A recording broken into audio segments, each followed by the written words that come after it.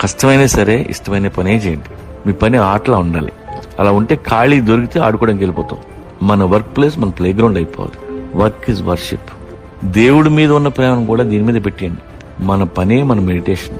ఏం చేసినా జాయ్ఫుల్ గా చేస్తే you become spiritual and creative. నీకు ఇష్టమైన పని ఏంటో తెలుసుకో, తర్వాత దాన్ని మతంలో మార్చేయి.